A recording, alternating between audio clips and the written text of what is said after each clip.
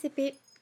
Et donc nous voilà aujourd'hui pour la deuxième séance du son gne, que nous allons donc revoir tout de suite hop, au niveau de l'écriture, que l'on écrit donc G suivi d'un N. Pour ceux qui étaient avec moi hier, souvenez-vous, hein, on l'avait vu ensemble le petit son, on place son nez d'un côté du nez, on le redescend de l'autre et on dit gne, comme dans peignoir. Attention à ne pas confondre avec un N tout simple et un I derrière, ce n'est pas la même chose. Là, on est bien sur le gne de peignoir, cygne, il y a quoi d'autre champignon, d'accord? Donc, on va faire une petite dictée de mots sur l'ardoise, hop, comme à notre habitude, hein. On a l'habitude maintenant, on fait toujours une petite dictée de mots. Allez, on y va. Le premier mot, alors attention, hein, dès qu'on entend gne, c'est G, N. Donc, un vigneron. Un vigneron. Un vigneron. Un tiret. Le gagnant. Le gagnant. Le gagnant.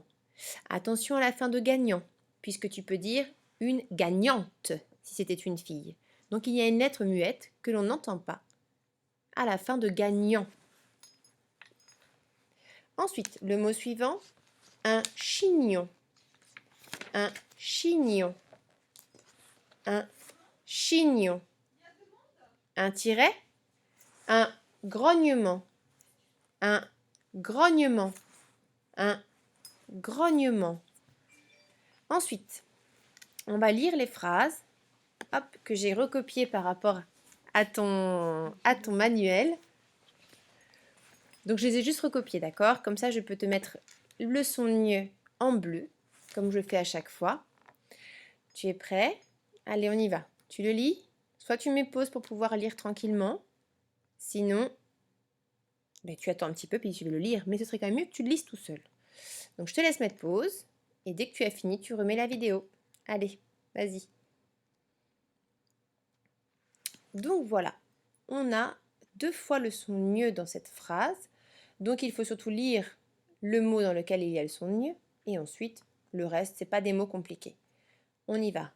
Alignez-vous. Vous entendrez bientôt le signal de départ. Alignez-vous. Vous entendrez bientôt le signal de départ. Je t'ai écrit aussi la deuxième phrase. Hop, avec le son gne écrit en bleu. Alors attention, le premier mot, c'est pas est. Tu vois qu'il y a 2 points sur le i. Ça veut dire que même s'il y a un a à côté ou autre chose, le i fait le son i. Donc là, c'est pas est, c'est aïe. Aïe. Aïe. D'accord? Je te laisse lire la phrase tranquillement. On la lit ensemble ensuite. Tu peux mettre pause pour prendre ton temps. Pas de problème. Allez, on y va, on la lit. Aïe, je me suis cognée dans la poignée de la porte. Aïe, je me suis cognée dans la poignée de la porte. Tu vois, si tu mets un petit peu le ton, forcément, tout de suite, on comprend beaucoup mieux. Je vais te laisser relire les parties, lis les mots et lis les phrases de ton manuel à la page 129. Donc là, tu vas mettre pause, là, pour que tu es obligé.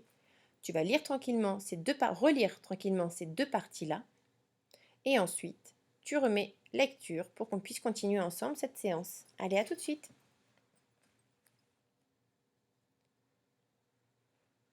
Donc voilà, tu as lu les 2 parties.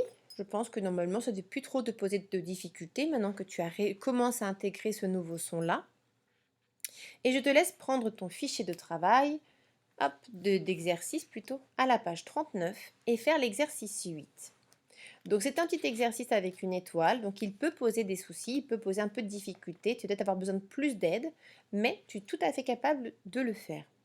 Même juste quelques mots, pas besoin qu'elle soit longue ta phrase, si tu veux faire une longue, bien sûr tu l'as fait, mais sinon. Donc tu vas décrire chaque image, d'accord? Attention aux mots que tu utilises, ce n'est pas une brosse à cheveux que la petite fille a dans la main, c'est un peigne, d'accord? Je te laisse voilà, une petite phrase courte pour chaque image.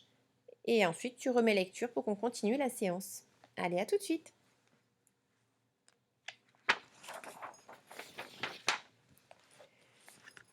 Alors, on reprend. Normalement, c'est bon. Tu as terminé. Si tu remets lecture, c'est que c'est bon. Tu as terminé.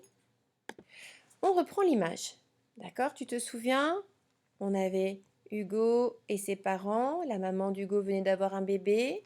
Ils étaient à la maternité, cette partie de l'hôpital ou cette sorte d'hôpital, ça dépend, des fois il n'y a que des maternités, où il n'y a que des naissances de bébés. On avait donc Taoki qui volait avec une cigogne, on voyait l'infirmière derrière avec un trognon de pomme, un pot de yaourt et une cuillère sur un plateau, et une maman donc avec sa robe de chambre, son peignoir, et le bébé avec le papa qui est en train de le filmer.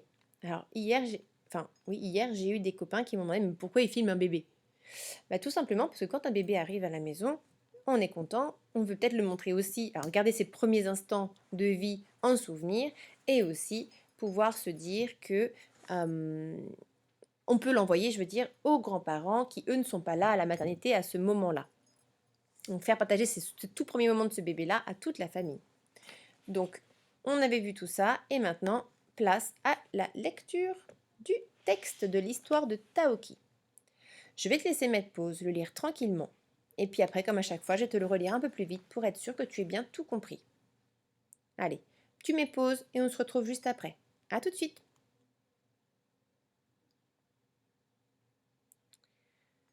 J'espère que tu as réussi à tout lire parce qu'il devient forcément, plus on avance dans l'année, plus les textes sont un peu plus longs.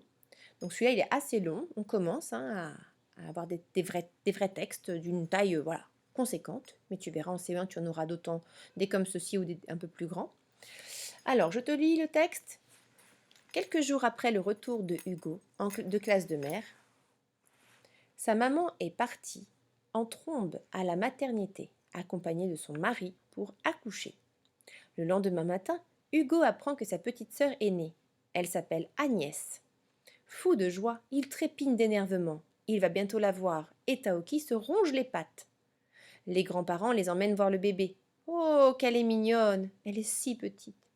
Avec son pyjama rose et ses petites boucles blondes, on dirait un ange. À son poignet, le nourrisson porte un bracelet avec son prénom et sa date de naissance. Agnès dort paisiblement et pousse un petit grognement.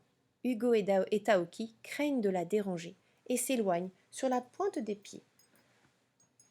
Alors là, on en apprend par contre un petit peu plus.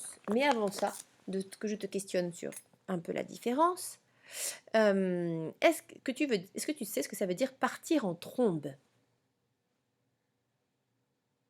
Alors, partir en trombe, ça veut dire qu'on part en catastrophe, c'est-à-dire qu'on part hyper rapidement, super vite. Vraiment, on en oublierait presque de fermer la porte, tellement qu'on part vite.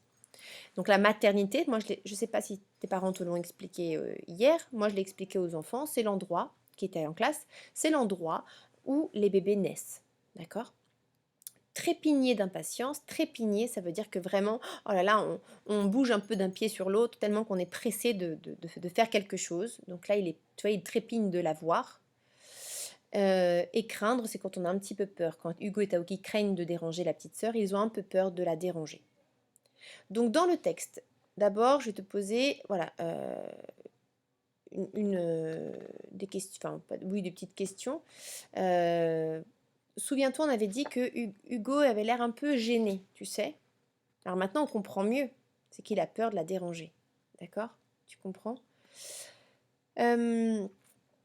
Ensuite, on a... Alors, pourquoi Hugo et Taoki s'éloignent sur la pointe des pieds?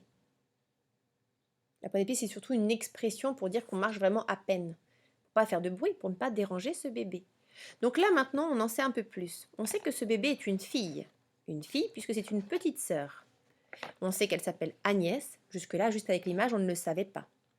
On savait aussi que Hugo et Taoki étaient restés avec les grands-parents, puisque les grands-parents les emmènent voir le bébé. Et ensuite, on voit aussi qu'elle a un petit pyjama. On sait qu'elle a un pyjama rose, alors que sur l'image, on ne voit pas du tout qu'il est rose. Qu'elle a des petites boucles blondes. On voit une petite bouclette vite fait sur l'image. Et surtout, voilà, on sait qu'elle a une date de naissance et un prénom sur un bracelet. Enfin, on connaît tous les détails en fait là. On connaît plein de détails qu'on ne connaissait pas juste avec l'image. On continue. Donc après, hop, tu vas pouvoir faire les exercices de la page 40. Donc les exercices 9, 10 et 11 pour ceux qui sont un peu plus à l'aise.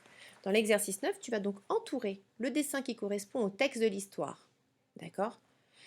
À chaque fois, il y en a deux à entourer. Un, tu choisis entre les deux. L'exercice 10, tu vas colorier d'une même couleur chaque question et sa réponse. Ça veut dire que par exemple, tu prends un crayon de couleur bleue, tu colories en bleu la question et la réponse qui correspond. Ensuite, tu vas prendre par exemple un crayon de couleur vert, tu vas colorier la question et la réponse qui correspond. Et puis ainsi de suite. 4 couleurs différentes, puisqu'il y a 4 questions différentes. Et dans l'exercice 11, qui est une petite étoile, tu vas imaginer le dialogue, ça veut dire les paroles, que Hugo dirait à Lily s'il lui téléphonait en rentrant de la maternité. Ça veut dire qu'il va lui annoncer, je pense, quelque chose, je te laisse imaginer, et écrire le dialogue entre ces deux enfants. Tu n'as pas besoin de mettre pause parce que je te dis que tu as terminé et que tu as très bien travaillé. Je vous félicite tous de continuer à travailler aussi durement, que vous soyez à la maison ou même revenu à l'école. Vraiment, je voulais tenir à vous féliciter. Je suis super fière de vous. Je vois que voilà, vous êtes hyper sérieux. Je félicite aussi les parents parce que c'est pas que les enfants. Ça demande beaucoup d'énergie à tout le monde. Mais tenez le coup, c'est vraiment super. Là, j'ai pu voir aujourd'hui qu'il y avait beaucoup de progrès qui ont continué pendant tout le confinement. Vraiment bravo à tous, aux enfants, aux parents. Et, euh, et voilà. Eh bien, je vous dis passez un très bon week-end et on se retrouve encore en vidéo la semaine prochaine. J'essaierai voilà, de les mettre en ligne assez tôt. Et puis voilà. Alors, passez un très bon week-end. À bientôt.